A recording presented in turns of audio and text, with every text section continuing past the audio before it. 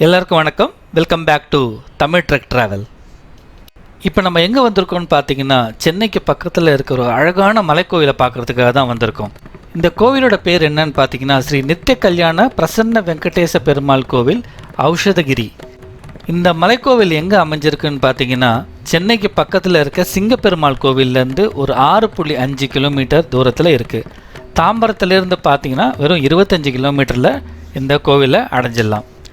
இந்த கோவில் பாருங்களேன், நம்ம இதில் வந்து புதுசாக நான் எந்த கலர் எதுவும் ஆட் பண்ணல, ஒரிஜினலாக இருக்கிறது தான் இது. ஏன்னா நம்ம தமிழ்நாட்டில் ஒன்று போட்டுட்டு அதுக்கப்புறம் வேறு ஒன்று காமிக்கிறது இல்லை, என்ன இருக்கோ அதை தான் நான் போட்டிருக்கேன். ஒன்லி பிரைட்னஸ் மட்டும்தான் இன்க்ரீஸ் பண்ணியிருக்கேன். இது வந்து ஒரு ஞாயிற்றுக்கிழமை எடுத்த வீடியோ. இந்த வீடியோ முடிஞ்சால் ஃபுல்லாக பாருங்கள், ஏன்னா நிறைய இதை பற்றியான தகவல்கள் நான் சொல்லியிருக்கேன். மிஸ் பண்ணிங்கன்னா நீங்கள் போகும்போது ஒரு வேளை சாமியை பார்க்க முடியாமல் போகலாம். அதனால் ஃபுல்லாகவே பார்க்க முயற்சி பண்ணுங்கள். இந்த மலையோட பேர் தான் ஔஷதகிரி மலை, அதாவது மூலிகை மலைன்னு சொல்லலாம். இந்த மலையை பற்றி என்ன சொல்கிறாங்கன்னு பார்த்தீங்கன்னா, ஒரு சுவாரஸ்யமான ஒரு தகவல் வந்து, ஹனுமான் வந்து சஞ்சீவினி மலையை வந்து இமாலயத்துலேருந்து கொண்டு வரும்போது அதிலேருந்து விழுந்தது, திரும்ப கொண்டு போகும்போது விழுந்த ஒரு சின்ன பாகம்தான் அப்படின்னு சொல்கிறாங்க. அதனால் நிறைய மூலிகை இருக்குது, நிறைய சித்தர்கள் இங்கே வராங்க அப்படின்றதும் இங்கே சொல்லப்படுது. சரி வாங்க நம்ம மேலே போய் பார்ப்போம். இதில் பார்த்தீங்கன்னா கிட்டத்தட்ட ஒரு 500 படி இருக்குது. சில பேர் 550ன்னு சொல்கிறாங்க, 480ன்னு சொல்கிறாங்க. ஆனால் நானும் எண்ணலாம் தான் ஸ்டார்ட் பண்ணேன், ஆனால் கொஞ்ச நேரத்தில் முடியல. ஏன்னா வந்து இங்கே அந்த படியில் பார்த்தீங்கன்னா எங்கேயுமே பிடிச்சி ஏறுற மாதிரி கைப்பிடிங்க இல்லை, அதே மாதிரி எங்கேயுமே உட்கார்ந்து போகிற மாதிரி இடமும் இல்லாததுனால கொஞ்சம் டயர்டாக ஆகிடுது. அது பரவாயில்ல, அது ஒன்றும் பெரிய விஷயம் கிடையாது. ஆனால் ரொம்ப நல்லா இருக்குது. இங்கே பாருங்களேன் இங்கே எப்படி இருக்குதுன்னு சொல்லி. அதே மாதிரி முன்னாடி பார்த்திங்கன்னா ஒருத்தவங்க வராங்க, இவங்க ஃபுல்லாக அந்த காடு ஃபுல்லாக அவங்க தான் இருக்காங்க. ஸோ குரங்கு இல்லாத இடமே இல்லை, இங்கே அவ்வளோ குரங்குங்க இருக்குது. நார்மலான அட்வைஸ் என்னென்னா, தயவு செஞ்சு ஏதாவது பொருள் கொண்டு போனீங்கன்னா உள்ளே வச்சு கொண்டு போங்க. வெளியில் நீங்கள் குரங்கு கொடுக்குறதா இருந்தால் வெளியிலே வச்சு கொடுத்துருங்க, இல்லை வரும்போது கொடுங்க. இல்லைன்னா அது நம்மளே பின்னாடியே வந்துகிட்டே தான் இருக்கும், நிறைய தொந்தரவு பண்ணோம். நம்ம பார்க்கும்போது கொஞ்சம் குரங்குங்க தான் இருக்குது, ஆனால் சுற்றி முற்றி பார்த்தா நிறைய குரங்குங்க இருக்குது. ஸோ அது கொஞ்சம் பார்த்துங்க, ஜாக்கிரதையாக போங்க. இந்த கோவிலுக்கு கீழே பார்த்தீங்கன்னா இந்த பழம் பூ இந்த பூஜைக்கான சாமான்லாம் விற்பாங்க இல்லையா, அந்த மாதிரி எதுவுமே இல்லை. அதே மாதிரி வந்து மறக்காமல் தண்ணி கொண்டு போயிடுங்க. போகிற வழியில் வேறு ஒன்றுமே கிடையாது, தண்ணி பாட்டில் எங்கேயுமே வைக்கல. மேலே போனால் சாமிக்கிட்ட இருக்குன்னு தான் இருக்குது. இப்போ போகிற வழியில் இல்லாதனால தண்ணியும் நீங்கள் கொண்டு போயிடுங்க.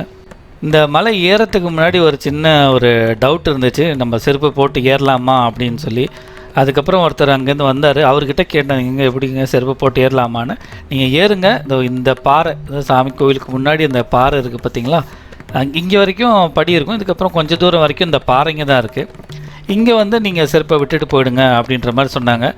ஆனால் போயிட்டு வர வரைக்கும் குரங்குங்க எதுவும் எடுத்துகிட்டு போகலன்னா நம்ம செருப்போடு திரும்ப வரலாம்.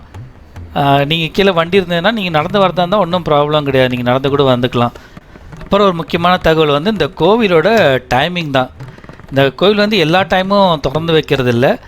சனி மற்றும் ஞாயிற்றுக்கிழமையில் பார்த்தீங்கன்னா உங்களுக்கு காலையில் 9:30லேருந்து 11:30 மணி வரைக்கும் திறந்துருக்காங்க. அதே மாதிரி பார்த்திங்கன்னா நீங்கள் மற்ற நாள் மண்டேலேருந்து ஃப்ரைடே வரைக்கும் பார்த்தீங்கன்னா 1 மணி நேரம் தான் திறந்து வைக்கிறாங்க. 6:30 மணிலேருந்து 7:30 மணி வரைக்கும் தான்.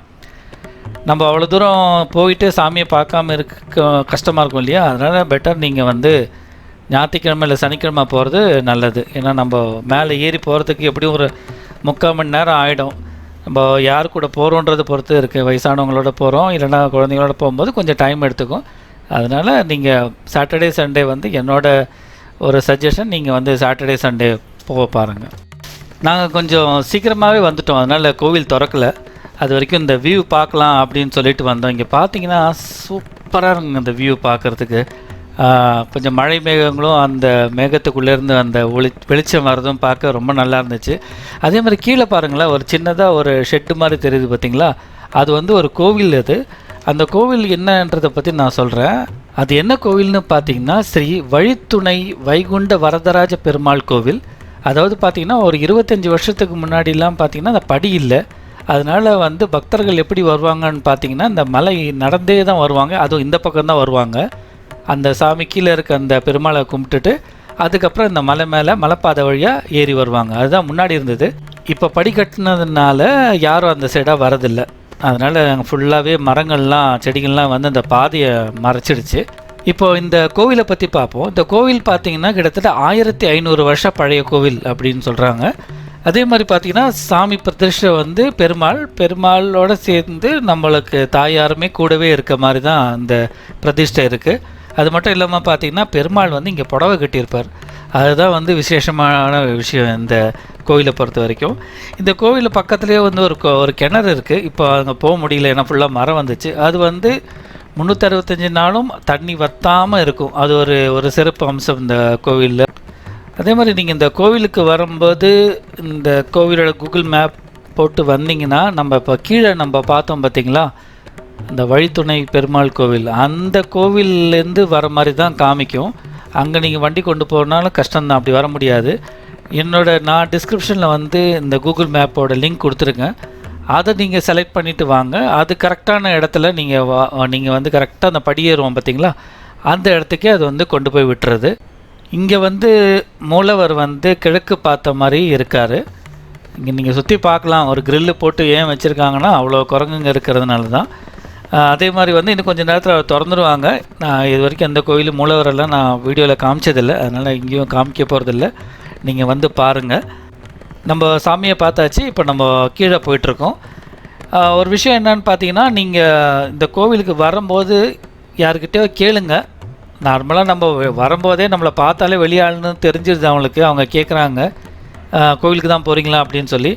நீங்கள் வரும்போதுன்னு பார்த்துருக்கலாம். ஒருத்தர் வந்து நான் கேட்குறதுக்கு முன்னாடியே அவர் சொல்லிட்டாரு, மேலே வந்து பூசாரி போயிட்டுருக்காரு, நீங்கள் போங்க அப்படின்னு சொல்லி. அந்த மாதிரி வந்து உங்களுக்கு அந்த மாதிரி இன்ஃபர்மேஷன்லாம் வந்து நீங்கள் வரும்போதே கொடுத்துருவாங்க. தண்ணி எடுத்துகிட்டு வர மறந்துடாதீங்க, அது ஒரு முக்கியமான விஷயம். அதுக்கப்புறம் வந்து பார்த்திங்கன்னா, இது நீங்கள் மலை ஏறும்போது நம்மளுக்கு ஒரு மூச்சு வாங்கும் பாருங்கள்.